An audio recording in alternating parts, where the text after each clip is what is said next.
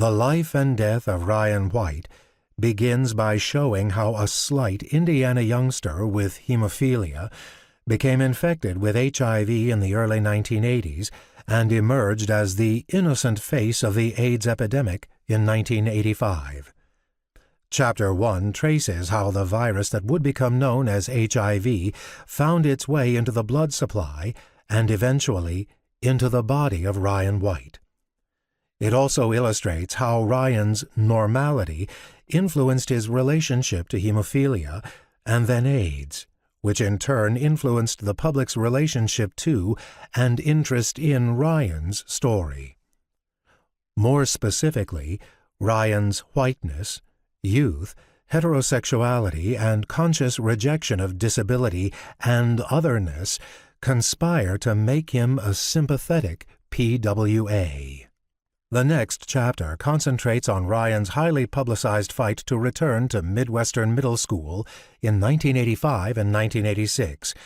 Even though the risk of transmitting HIV in a typical school setting was and remains virtually non-existent, school officials prohibited Ryan from attending classes in person because he had AIDS.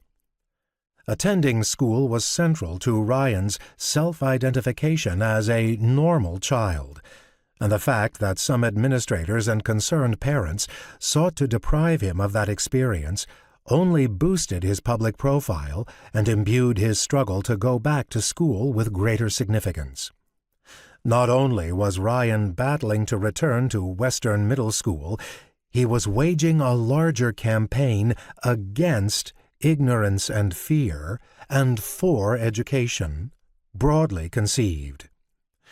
This campaign would bolster the national pedagogy on AIDS and help cement Ryan's status as an international celebrity.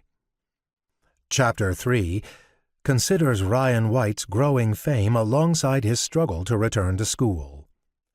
Because his fight to attend school resonated with so many people, and because he did not belong to any of the marginalized groups with which AIDS was most closely associated, Ryan became the unrepresentative poster boy of the epidemic.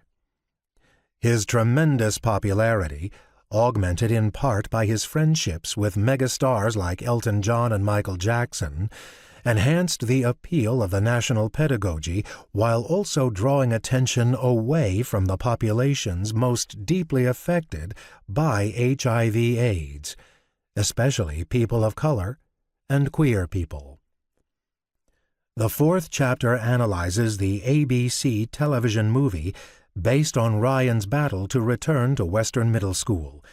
First broadcast in early 1989, the Ryan White story blames Ryan's plight not on the blood business that allowed him to become infected with HIV, or on the politicians who failed to limit the scope and severity of the epidemic.